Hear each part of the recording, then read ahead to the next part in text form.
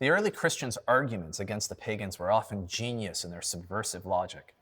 Tertullian, for example, argued that sacrificing to the gods for the success and prosperity of Caesar didn't make any sense because Caesar was clearly the one in charge. Because Caesar, he said, built their temples, compelled their liturgies, constructed their cults, that it's obvious that Caesar's power was what maintained the power of the gods. So the gods, Tertullian argued, were less powerful than Caesar. They were below Caesar, under his dominion. Ultimately, he says, they were his property. So here Tertullian was exposing the very heart of pagan political theology, about how the idols were really mechanisms of the power of the king. But he's doing it in a way that seems to flatter Caesar. In a move of subtle genius, Tertullian argued or explained to Caesar that Christians prayed to God for the emperor and that they respected him as the highest man whose authority was given him by the one true God. So here he's offering Caesar an office, isn't he? An office of authority. But it is an office that's now positioned below the divine and not above it. Rather than the divine being under the dominion of Caesar, which he says is how the pagan gods are operating, he's saying if you want the loyalty of the Christians, you must position yourself below the authority of the true God. So Caesar's authority could be real, but he could never have the power of a god king. Now, this is clearly the development of Christ's juxtaposition between the rendering to Caesar and the rendering to God. And Tertullian took this passage up directly in his argument with Caesar. And he argues that Caesar was owed what bore his image, the coin, whereas God is owed what bore his image, which is humanity itself. We can see then why the Roman elites, who had a pretty good sense of how paganism in fact worked, viewed Christianity correctly as a threat to their power and to their social order, to the stability of the empire as a whole. These subtle and in no way naive elites believed that the world was a world of violence and conflict. They believed that it was fundamentally disordered and that it was the power of the empire that held this chaos at bay. One such member of the elite, Cellus, defended the divinity of the empire, and he argued to the Christians, if you overthrow this doctrine, he's talking about the divinity of the emperor, it is probable that the emperor will punish you.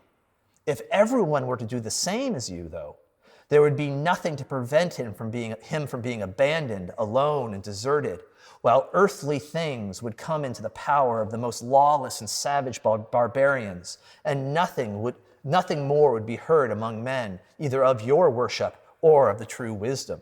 So what he's saying, he's seeing the powerlessness of the Christians, and for him, this is proof that their religion is false, and that it's ultimately self-destructive.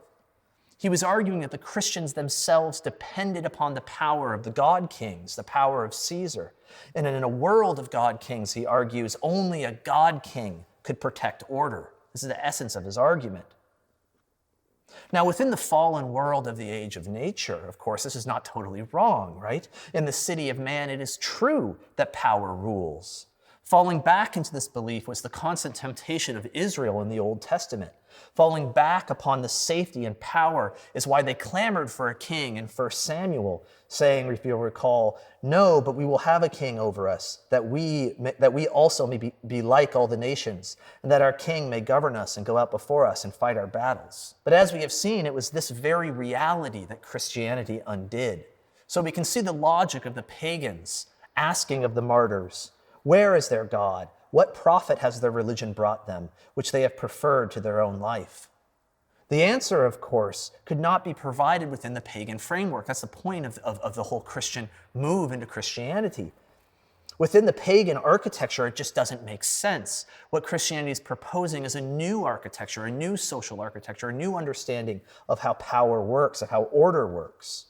The acceptance of martyrdom is a demonstration that the Christians have moved into this new social architecture. They're no longer thinking the way the pagans do or seeing the world the way the pagans do. That's why their powerlessness is not understood as a defeat, but as a victory. So Justin Martyr, a famous apologist, or a very early apologist, wrote to the emperor in defense of Christians, and he asserted that Christians, more than all other men, are your helpers and allies in promoting peace.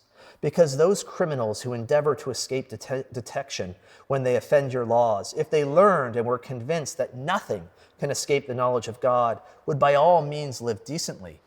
But, and here he pointedly suggested the emperor, you seem to fear lest all men become so righteous, and you no longer have anyone left to punish. He finished by chiding the emperor, such is the concern of a public executioner, but not of a good king. The Christians understood that the structures of Caesar's power rested upon sin. To undo sin was to undo Caesar as a god king, to undo the entire pagan order. And the pagans, in their own kind of backward way, understood this as well.